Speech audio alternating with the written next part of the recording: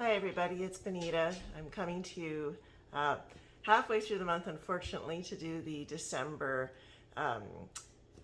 forecast. I had a bit of a challenge this month. I had to have a tongue biopsy, so it's affected my speech and my ability to talk, and I'm working through that, coming out the other side of it, hopefully with good news from my oral surgeon in the next few weeks. So I'm probably looking a little weird and talking just a little weird, doing the best I can. So what I decided to do today was to actually do the forecast using the Deckable app and my deck that I created. So if you're wanting to see an interesting deck, and the feedback that I've been getting from people is they find it really useful, they really enjoy it. So it's a deck that I created myself. I use it all the time and I find it really apt and useful, so hopefully you will too.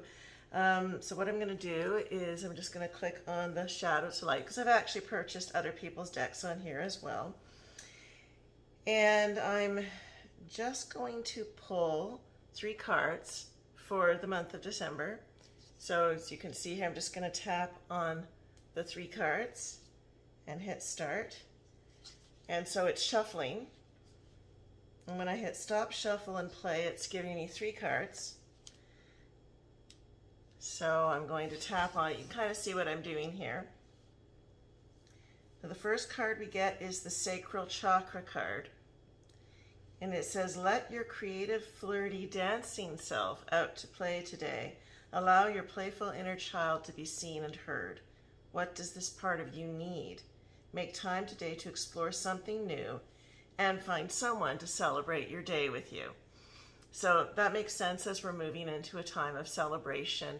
Try not to let yourself get bogged down with holiday preparations. Look for ways to keep it simple. Look for ways to put more play into it and less work. So it might be, for example, finding a way to get together with people where everyone contributes something to the party rather than feeling like you have to do it all yourself. So that's what I would take from that. We move to the next card. And this one is, it's the receiving card. So how apt is this? You've seen me just do this randomly, and yet here we are. Receiving is part of the flow of life. In order to have energy to give, you must receive. Accept gifts, wealth, and kindness without attachment or resistance, and you align yourself with the abundance of the universe. So I'm loving how I always find these cards so apt. A lot of times we have trouble receiving, we have trouble accepting the generosity of others. But when you allow yourself to receive, not only do you let the other person earn good karma, in fact, one of the Buddhist monks' vows is to never refuse a gift. It actually does align with abundance for both parties. Somebody giving gets to receive the gift of giving, the joy of having done so, the good karma, and you get to receive in abundance. Think of it this way. The more you allow yourself to receive, the more energy stores you have built up in order to give back. So never refuse the abundance the universe wants to give you. It helps you to become more effective in the world and therefore more abundant. So the more we build abundance, the more we can make a difference in the world. Keep that in mind. We'll go back to see what the last card is. Okay, and this one is called Roles. And if you look closely, you can see that there's somebody behind the person who's sitting in the theater. The most difficult person in your life is a powerful soul who agreed to participate in your awakening by helping you confront your worst fears, most challenging patterns, and most entrenched beliefs. Can you appreciate the opportunity they present? Can you see in them a reflection of the parts of you that need healing and understanding? So a lot of times the holidays mean getting together with people that we have a history with, and sometimes it's not a comfortable history. Can we look at that person at soul level and say, you know, how did they agree at some level to play a part in my life so I could grow? How do they trigger me? And when people trigger us, sometimes our first reaction is, how do I get away from this person? How do I stop myself from having this experience? But that limits us because we make our lives smaller to avoid those situations. And I'm not saying there aren't times that it's appropriate to go, having a relationship with this person is harmful to me and I need to step away. I'm not talking about those circumstances. Those are legitimate.